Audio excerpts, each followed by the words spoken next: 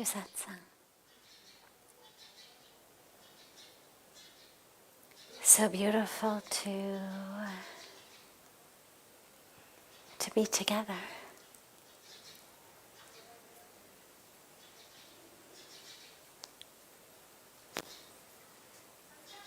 Satsang is literally, the Sanskrit means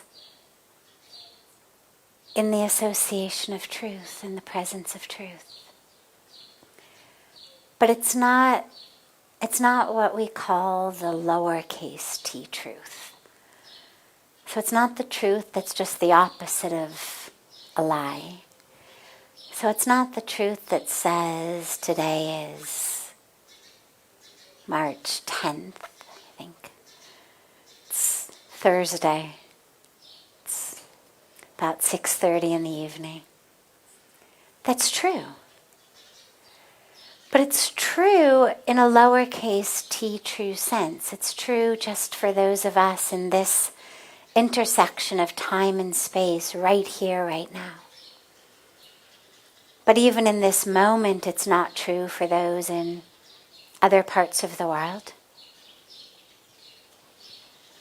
And it won't be true for us in another few minutes. Then it'll be 6:35, then 6:40.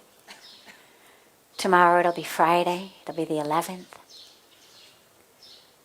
The capital T truth, the truth that satsang is about, is the truth that doesn't change, that isn't dependent on time or place, history, personality. That's a pervasive truth.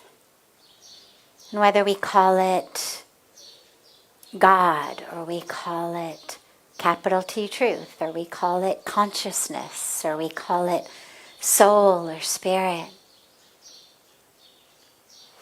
ultimately that is what we are diving into. Diving into that truth of the self. So it's not me teaching you something, because that truth is you. It's not like going on vacation and getting a suntan and you really need the sun to shine or you're not going to get a suntan. Or going on, a fitness program and you need the weights because without the weights you're not going to build the muscles. In those cases, you really do need those things to give you what you are wanting. But satsang is diving deep into the truth of ourself. So it's not a lesson. It's a deep dive of all of us together into that place of truth. And we always begin, or almost always begin, with a question that comes to us from our family who isn't with us physically, but who's joining us through YouTube and Facebook and other channels and online, who aren't able to be here personally. So in deference to them, we begin with one of their questions and then open it up to any questions that anyone here may have.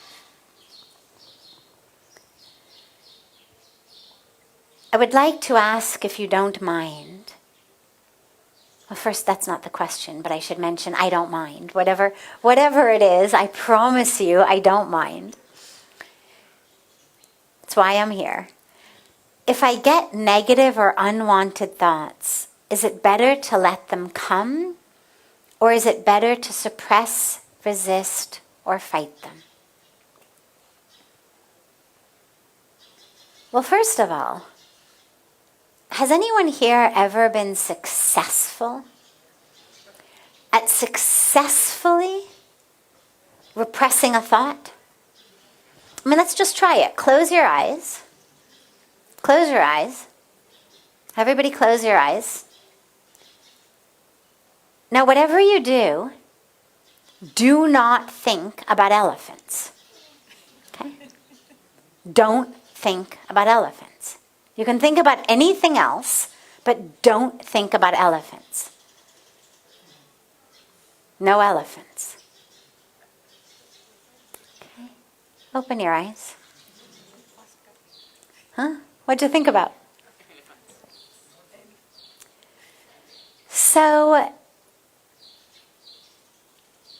it's an interesting question because it's given options that aren't actually even options. When you try to suppress something,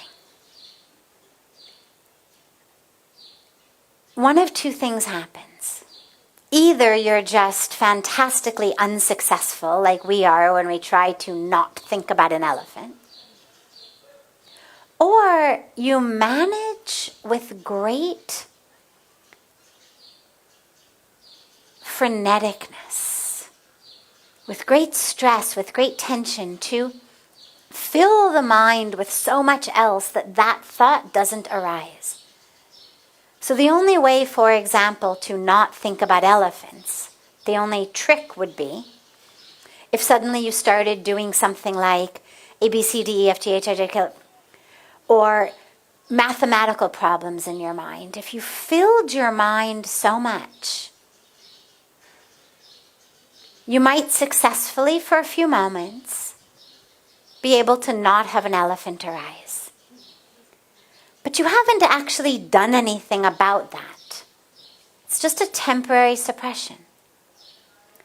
And the dilemma on a serious note, when what we are repressing and suppressing are patterns. That's what thoughts are. They're patterns. They arise. They're just going to fester inside. They're not going somewhere. They're not going anywhere. It's not like you can just somehow send it deep and it'll just go out and you'll never hear from it again. You know, like one of those beautiful rural sort of composting toilets, right? It's gone and then it becomes part of nature and it's just, they're beautiful. I mean, they're beautiful inventions. But that's not what we can do with our thoughts.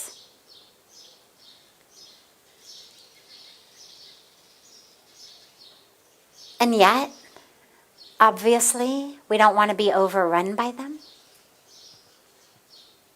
Number one, they seem to take us places we don't want to go. Number two, it prevents us from experiencing that stillness, that spaciousness. So, what we do is simply look at it, because thoughts are very quick. They're really quick. I mean, if when you practice meditation, you watch your thoughts, and you don't try to change them, but you just watch them. It's actually this very interesting mix between absolutely mortifying, I mean, it's so embarrassing, and quite humorous, because they just jump around. There's a reason that the mind is called the monkey mind. They just, all over the place, no rhyme or reason.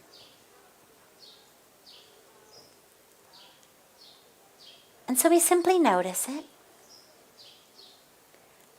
But we don't, and this is the key, we do not jump onto it with our attention.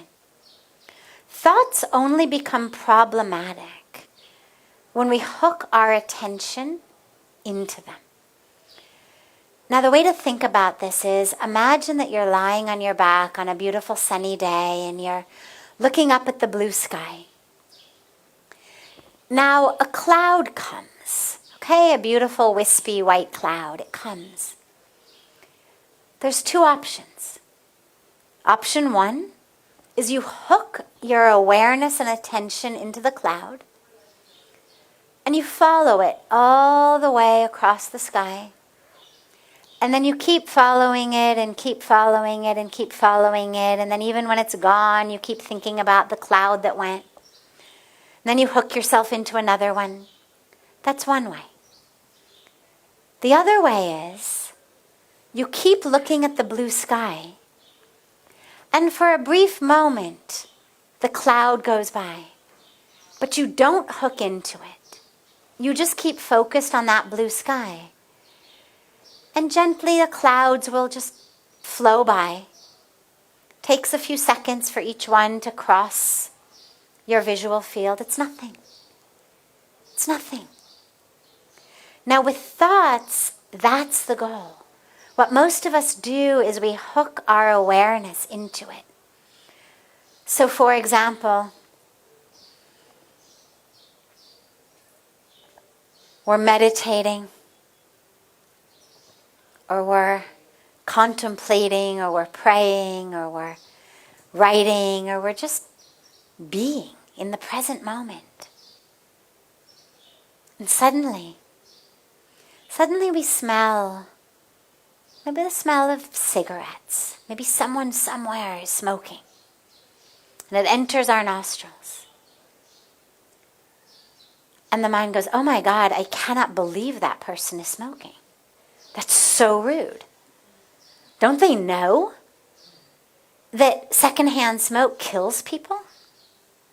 I mean, my best friend got lung cancer because her husband smoked.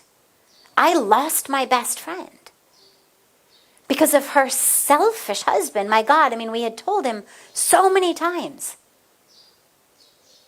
stop smoking, smoke outside. He wouldn't. You know, husbands are like that. You know, I mean, even boyfriends are like that. Now, you see what's happened to us? Okay? There was a smell. That's all it was. The wind carried a little smell into our nostrils. And then suddenly, in a matter of just a few moments, it took me longer to tell you it than it takes the mind to do it. Suddenly I am reliving every bad relationship I've ever had. Every man I know who didn't do what I told him to. Every relationship I've ever seen, my friends, my family on TV.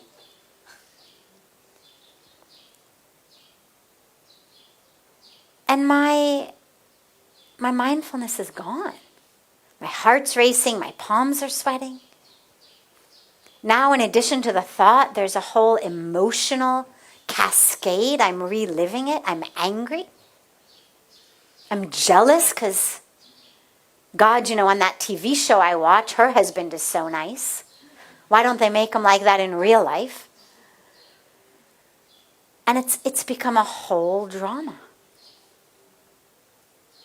My peace is gone, my mindfulness is gone, my centering is gone. All because I allowed my attention, my awareness, to hook itself into this runaway train that we call the monkey mind. And so the key is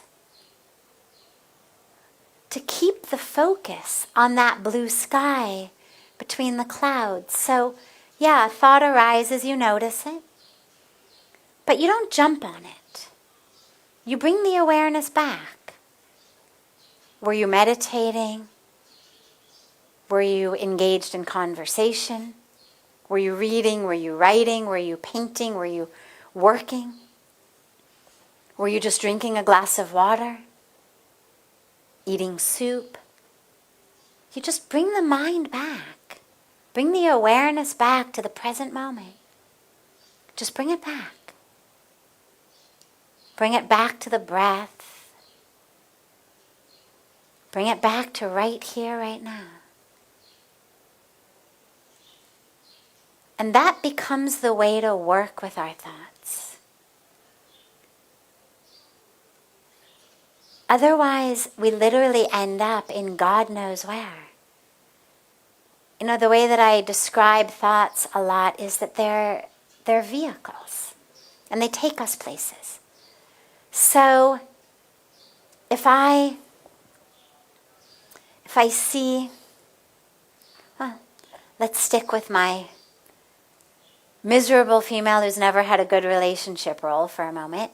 Let's say I'm at a party and I'm at the party with my husband and he's talking to someone, or with my boyfriend and he's talking to someone.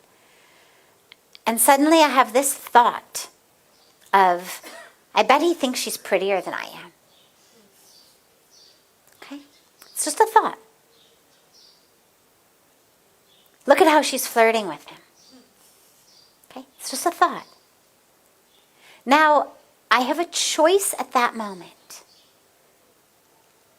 I can bring the awareness back to my breath, to my heart center, to the fullness of who I am, to the moment in which, here in this breath, in this moment, everything is actually perfect. Or I can hook my awareness into that thought and allow it to take me on a journey of increasing jealousy into rage, into accusations, into what becomes a fight, into what becomes a miserable night, maybe a miserable few days, maybe the end of a relationship. Now, what's interesting is when I have that thought, it's not the first time. It's very rare that we actually have an original thought. Most of our thoughts tend to be the same patterns over and over again. Maybe we're more inclined toward anger, maybe more inclined toward jealousy, maybe more inclined to wanting and yearning. Never enough. Maybe we're more inclined to negativity and judgment, pushing things away. We've all got our particular inclinations. And what you'll notice is that most of the thoughts are the same. But here's what's interesting. So when that thought arises of, oh, look how she's flirting. This is not the first time in my life I've had a thought of jealousy. Or a thought of anger arises. I'll show him. Not the first time you've had a thought of anger. We know where that train is going. We've gotten on it God knows how many times. And it takes us to misery. And it's so interesting because in our lives we would never get in a vehicle going where we didn't want to go. I mean, could you imagine being at an airport and you're sitting at the gate waiting for your flight and there's a plane there already, the flight before yours? And the gate agent announces, last call, and you're like, well, cello, it's here, I might as well get on it.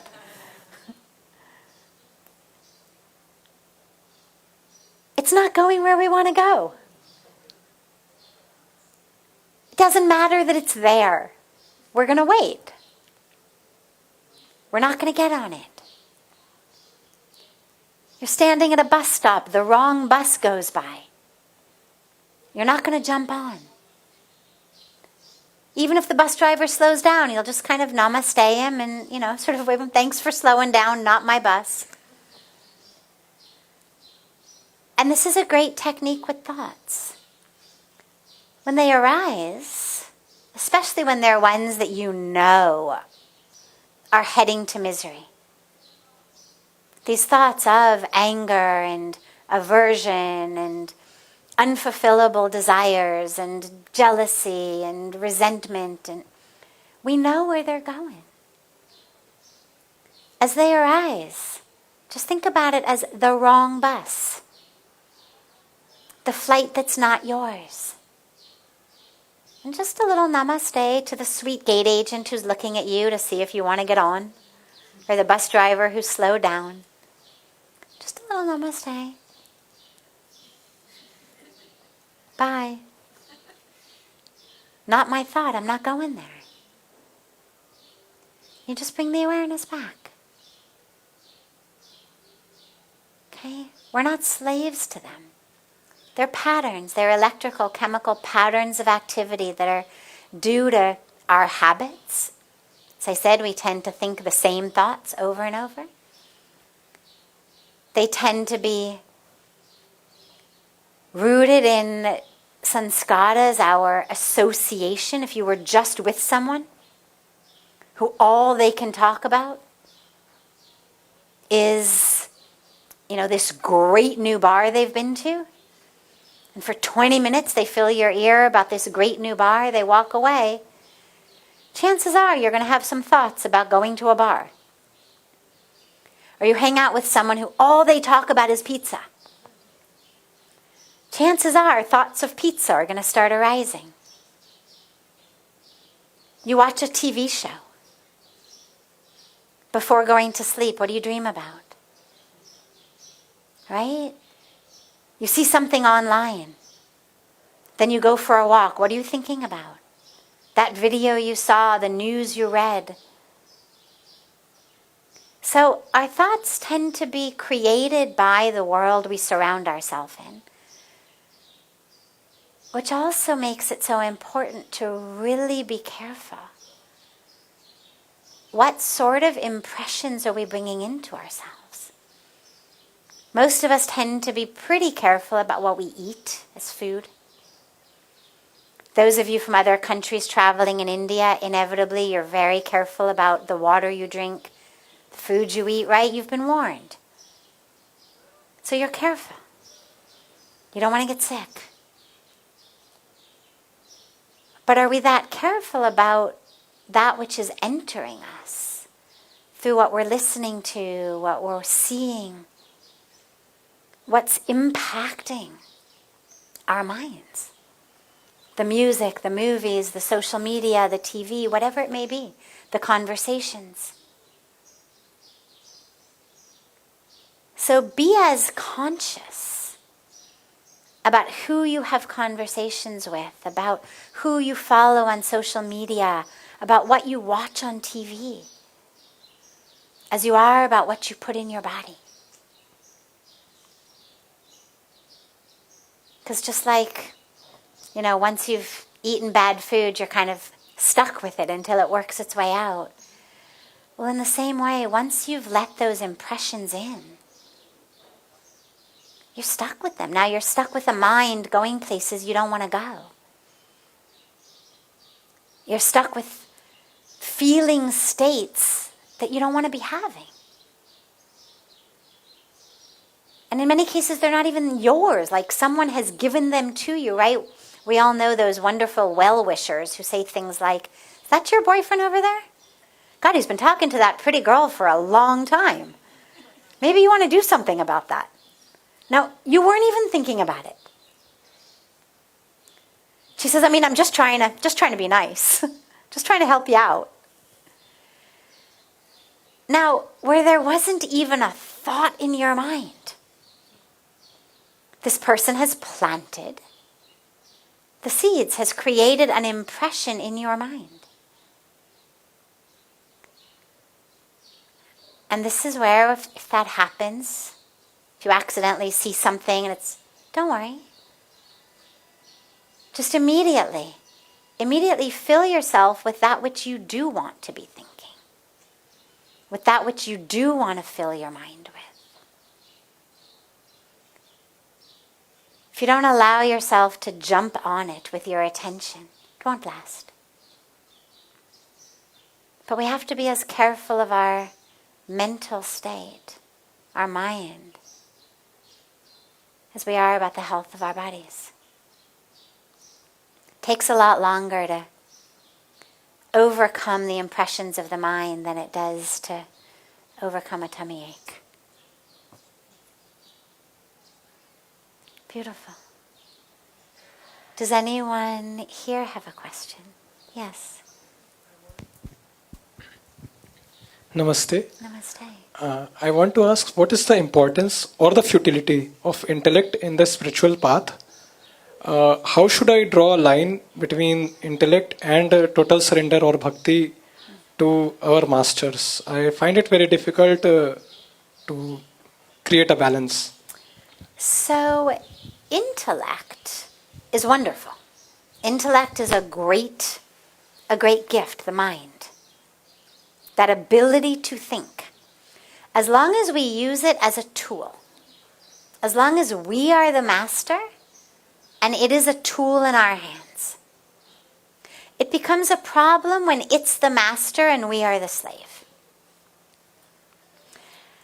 And the reason is that intellect is rooted, typically, in what we would call science or rational thought, which means, of course, that it doesn't have access to things like love.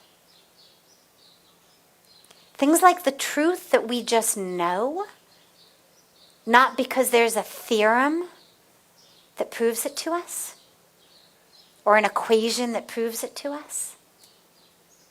And so the realm of the intellect is somewhat narrow. It's fantastic within that realm. It enables us, for example, to understand even what I was just talking about. That, hey, that's not my thought. That's the thought of that other person. That's their baggage. That's not mine. Or that's able to say, my mind is going in places I don't want it to go. I'm gonna start a serious meditation practice. I really want to develop that ability. That's the intellect speaking. It's wonderful. The intellect is the one that enables us as we're walking down the street with all the signs and all the windows saying, buy me, 24-hour sale. Only one left. That in a variety of ways keep trying to convince us that the thing between me and happiness is that pair of shoes. And if I just go in and buy them, then I'll be happy. The intellect is that which is able to say, that's just advertising. Not true. The intellect is actually that which is able, when we close our eyes to meditate, and we engage in a meditation practice of neti neti, not this. That's the intellect able to say, I am not my clothes. I am not the size or the shape or the color of my body. I'm not my bank account. That's the intellect able to do that. That ultimately brings us into the stage beyond the intellect, of the experience of that which I am.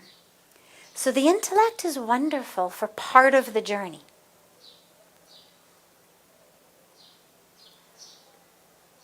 It just can't take you the whole way. And then it starts to become a bit of a hindrance because it's so used to being the master that it starts to act like, you are the dog off the leash running in the wrong direction. And it wants to get you back. And so it's important to use the intellect, make it a tool, but realize it's only giving you part of the story. It's helpful as a tool. But it's like saying, how beneficial is a hammer in my life? Well, it's great every time you need to hang something up on the wall. But it's not so great to feed you. You need a spoon for that. Or a fork. So it's a tool that's wonderful for some things, not so wonderful for other things. Similarly with the intellect. It's wonderful for a lot. But when it starts to tell you, forget this spiritual stuff, it's just a waste of time, get out there, make more money. See on TV all the rich people are happy. Instead of wasting this half an hour meditating, I should be bringing home more money. That's when you want to realize, there's a way of knowing inside that's stronger than that. So this is when we speak about our intuition or our heart. You know, the heart gets misunderstood. When we talk about the mind or the heart tends to be the one that's the emotional one. So we tend to talk about the mind as this rational being and the heart as this, you know, kind of uncontrollable emotional experience. But actually all of those emotions are taking place in the mind as well. Those are actually mind games as well. It's not the heart. The heart is actually that place of love. Not the love that's rooted on, you bring me chocolates, you bring me flowers, you remembered my birthday, you didn't remember my birthday. You flirted with someone else, you didn't flirt with someone else. Not that heart. Not that love. But the love of the truth of who we are. That love that connects us, that energy of connection. So it's our heart, it's love, it's intuition, it's knowing. Use whatever word you want, it doesn't matter. But that's the way of knowing beyond the intellect. So as long as you don't neglect the deeper ways of knowing, sure, use the intellect as a tool. Just don't let it be your master. Great. Any other questions? Yes.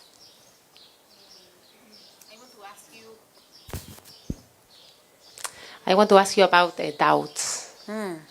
All the time, like every day, we have a lot of choices to do. Sometimes it's more deep, sometimes it's more like shallow, but yeah, how we can really feel if it's the correct way to take. Decisions. Or as they say, decisions, decisions, decisions. The first thing to do with any choice, any decision, is feel into that heart. Feel into that heart space. And if you're too conflicted, sometimes it's hard to access that right off the bat because there's too much conflict in the mind. No problem, you can start with the mind. Make a list of pros and cons. See, that's what the intellect is great at. A good list. Pros and cons of each option. What's the benefit of this? What's the benefit of that? Make a list. Get everything that's in the mind out of the mind and onto paper. Sometimes that'll be enough. Sometimes it's so obvious from looking at the pros and the cons that the decision is made.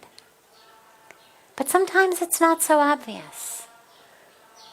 Or sometimes that on paper may be looking like you should go one way. But inside it feels like maybe a different way.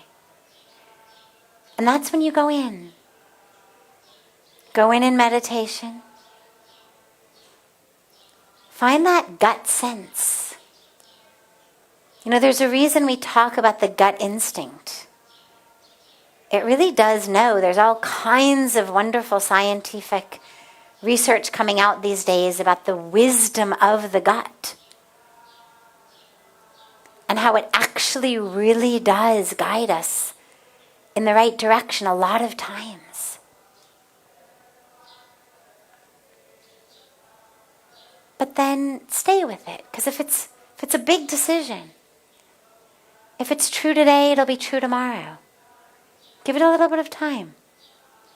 You know, if it's one of the big ones, if not, then just go with the intuition. If it's just the day-to-day aspects of life, go with your intuition as much as you can. Because slowly, slowly you'll develop a trust in it.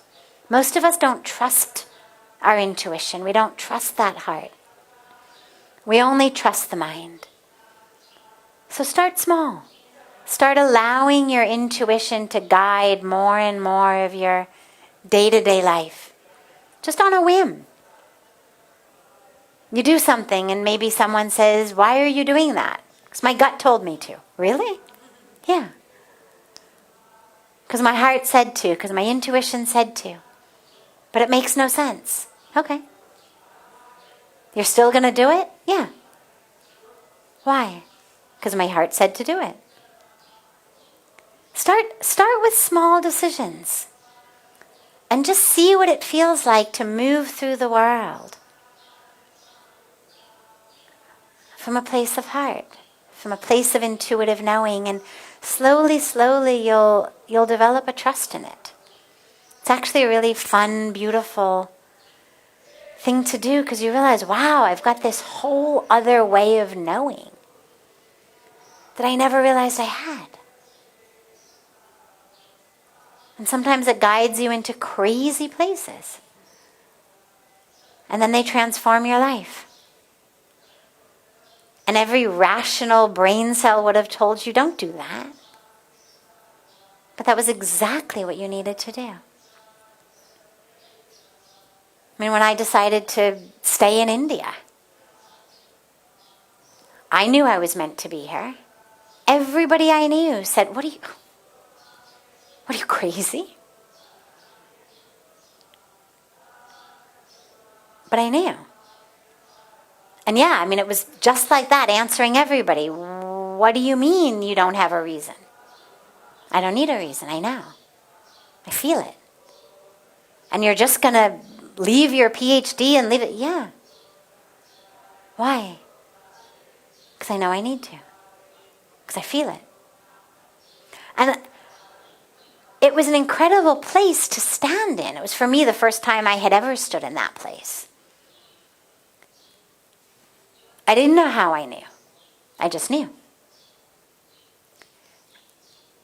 And so not only for me has making that decision 25 years ago been so powerful, but it started a whole second way of living. I spent the first 25 years of my life just in my mind. And then suddenly I learned, wow, I've got this whole other way of knowing. And actually it serves me quite well. So slowly, slowly, or in a big way. But just start listening to it and see where it takes you. And lastly, I would say, remember, there aren't any wrong decisions. A lot of us drive ourselves completely crazy by thinking that there's a right decision and a wrong decision. There aren't. There's just right and wrong ways of dealing with wherever we are in every moment. Whatever decision you make. So make a decision.